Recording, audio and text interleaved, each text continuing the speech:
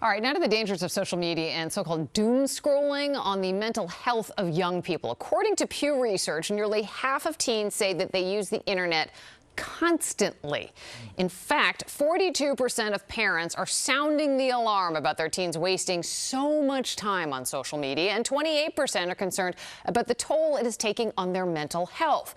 So joining us now to talk much more about teens and social media use is ABC's medical correspondent, Dr. Darian Sutton. Thanks so much for coming in this afternoon. You know, Darian, just moments ago we talked about a young woman who family says took her life because of being bullied online. And then just before that, we have the mayor calling social media a health crisis in itself. Talk to me from what you've seen in terms of the risks here. You know, clinically, we've also seen these warnings from the U.S. Surgeon General to the American Association of Psychology. We've seen warnings that have been issued to alert parents and also youth of the risk of social media using our phones. We've seen it associated to increased rates of anxiety, increased rates of depression, and overall lack of sleep. And then that contributes to our overall physical health, increasing the rates of obesity and other conditions that can harm that teen and that adolescent as they grow older. So it's important to pay attention to.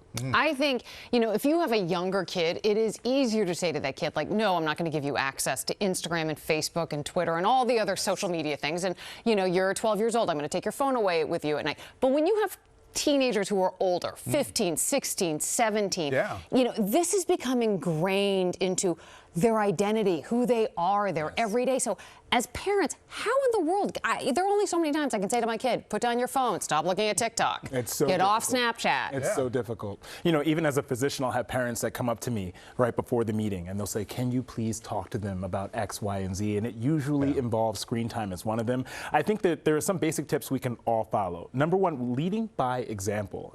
We as adults, you know, young youth and adolescents are looking at us and we're also on our phones. I'm a victim of that. My phone is my work, and so I'm constantly on it. Also, sharing your personal stats. Most of our phones have statistics inside of them. I use mine, and I follow mine very closely. It tells me how long I'm on social media, allows me to manage my time a little bit better. I think sharing that openly with your family so that you can grapple and understand what's best to do.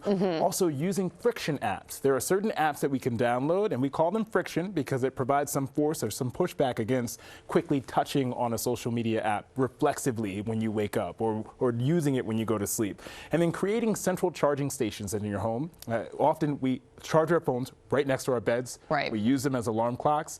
Creating a station where you can put your phone down and taking a break, at least for one day a week, to try to see how that goes. But again, the onus is also on us as adults to try to practice that as well. This is not going away because, I mean, you know, all the negatives we talk about, the positives are it allows you to connect socially with your family, with your friends, and sometimes, and hopefully in some positive ways. It's the times when it's negative, when people are just lashing out, saying terrible things, and that's where you want to protect your children. I mean, the question is there ever an age when you are safe? I feel adults have the same problems that the children have. You're right. I think also, though, we have a little bit more of a thicker skin. You know, I think our response to certain negative comments might not be as intrusive, as changing as they might be for adolescent ages. I think creating safety guidelines, eliminating those dangerous words that some child might be more susceptible to than us, I think it's really important to sit down and create those boundaries. Well, I think it's really important to continue this conversation. Hopefully more states will be creating more safeguards and bills against social media so that there are some guidelines to help families and kids navigate it, because it's a lot. Great conversation, Darren. Thanks for joining us. Thanks so much. Appreciate it.